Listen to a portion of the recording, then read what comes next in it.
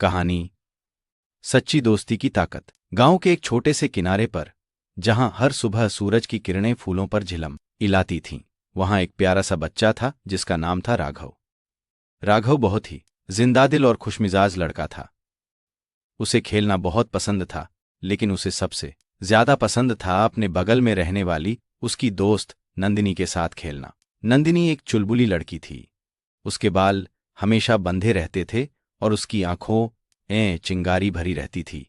दोनों दोस्त हर दिन साथ में खेलते, दौड़ते और नई नई मुसीबतें खोजते। लेकिन एक दिन जब वे आम के बाग में खेल रहे थे, अचानक एक बड़ा तूफान आ गया। तेज हवा, बारिश और गरजती बिजली ने उन्हें घेर लिया।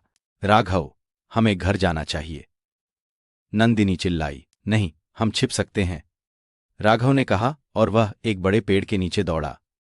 नंदिनी उसके पीछे दौड़ी, लेकिन तब ये एक तेज आंधी आई और पेड़ की एक शाखा टूटकर गिर गई। नंदिनी घबरा गई और गिर गई। नंदिनी, क्या तुम ठीक हो? राघव ने चिंतित होकर पूछा। उसने देखा कि नंदिनी की टांग में चोट लग गई थी। मुझे नहीं पता राघव, मैं चल नहीं पा रही, नंदिनी ने आंसू भरी आंखों से कहा। राघव ने उसकी मदद करने का निश्चय किया। कोई बात नहीं, मैं तुम्हें उठाकर ले जाऊंगा। उसने नंदिनी को अपने कंधे पर उठाया और धीरे धीरे चलने लगा। बारिश तेज हो रही थी, लेकिन राघव ने हिम्मत नहीं हारी। तुम ठीक हो जाओगी नंदिनी, मैं हमेशा तुम्हारे साथ हूं, उसने कहा। उसकी आवाज में बड़ा विश्वास था। नंदिनी ने भी मुस्कुराते हुए कहा, तुम सच में मेरे सबसे अच्छे दोस्त हो। आखिरकार वे दोनों गांव के पास पहुंचे। सभी लोग चिंतित थे, लेकिन जब उन्होंने राघव और नंदिनी को देखा तो उनकी आंखें चमक उठीं। राघव ने नंदिनी को धीरे धीरे नीचे रखा।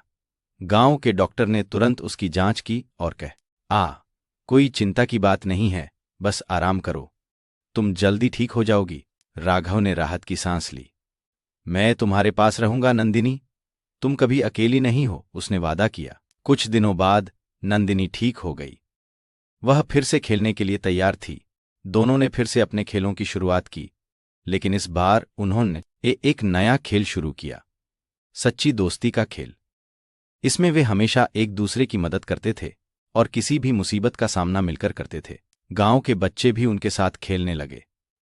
वे सबने सीखा कि सच्ची दोस्ती का मतलब सिर्फ साथ खेलना नहीं, बल्कि मुश्किल समय में एक दूसरे का सहारा बनना भी है। इस तरह राघव और नंदिनी ने अपने गांव में सच्ची दोस्ती की मिसाल कायम की। और इस कहानी से हमें यह सीखने को मिलता है कि सच्चे दोस्त हमेशा एक दूसरे के साथ होते हैं, चाहे कितनी भी मुश्किलें क्यों ना आ जाएं। नैतिक सच्ची दोस्ती का मतलब है एक दूसरे का साथ देना और मुश्किल समय में मदद करना।